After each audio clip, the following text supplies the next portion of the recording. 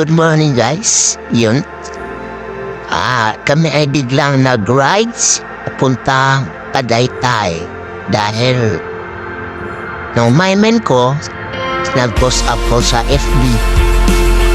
Although may share ako na kailan kaya ulit ang Tagaytay. So ayun nga, sa di inaasahang pagkakataon, nag-rides po kami ng biglaan. So medyo maulan po yung simula ng biyahe namin mula Santolan. Kaya medyo mabagal na po yung takbo namin at madulas po yung kalsada. So yun nga guys, nagpagas muna kami sa Shell Gasoline Station dito sa may C6. Yun. Pagdating namin doon, bumaba kami malamang. So dahil bawal po magpagas na yung driver is nakaupo lang sa upuan. So yun, full tank po ang pinagas namin, premium. So nagkakahalaga po siya ng 420. So yun, tuloy-tuloy ang biyahe namin. Sisis po kami dumaan. At sa diretso ng Sukat Service Road, eastbound. At hanggat pagdating ng kabila, lumigog kami tagos ng Alabang. Medyo madilim pa, mga mag-aalas 5 po kami umalis. So service road lang po yung dinaanan namin hanggat pagdating ng Alabang, medyo na po lumiwanag na po ang pagdating namin. Medyo light to moderate na rin yung sasakyan gawa ng pasukan sa school. So yun nga, dito na kami sa sentro ng Alabang kung saan makikita yung mga magkataasang hotels, condominiums. Yan. Nasa stoplight kami sa kasalukuyan. Tapos yun, dire-diretso kami hanggat nakarating kami ng Greenfield City. So dito kami dumaan, paakyat ng Tagaytay mga lods.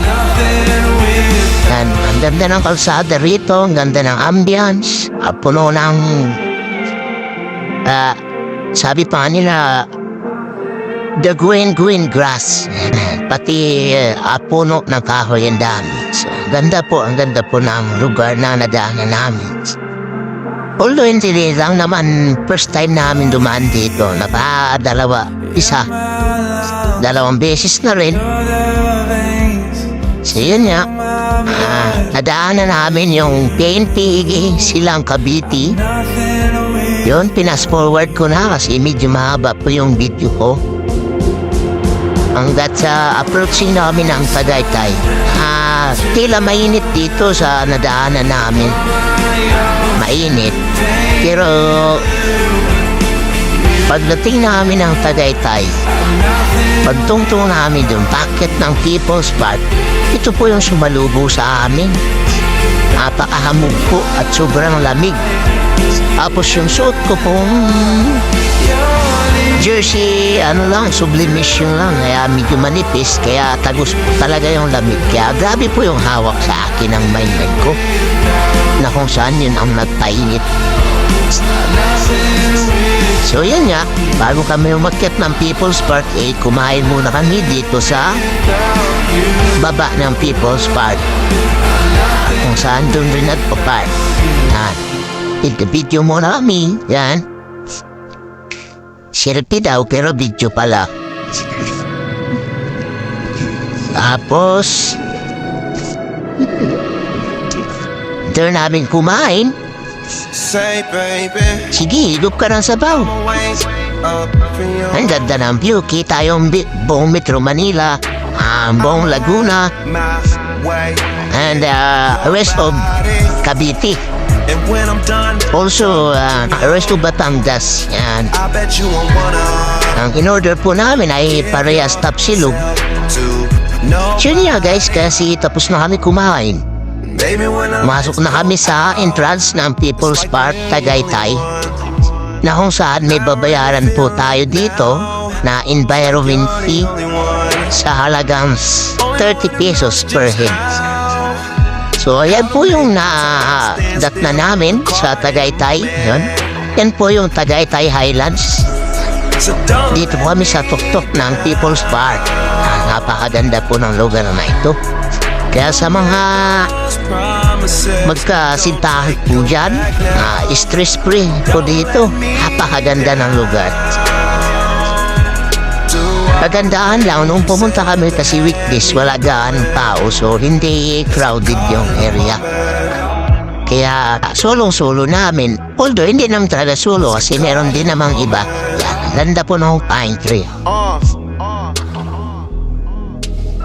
Yan po, yan. Ano kami? Video-video, konti. Yan. Tatuwaan. Habang pababa kami galing sa taas ng People's Park.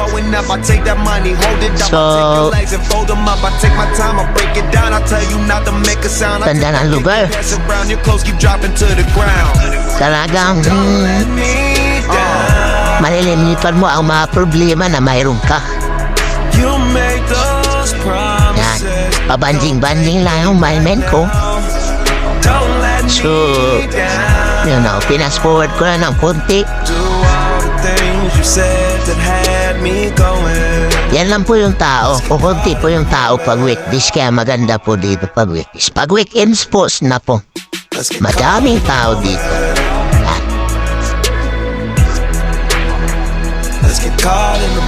Yung plastic po talaga ang nagdala sa video ko.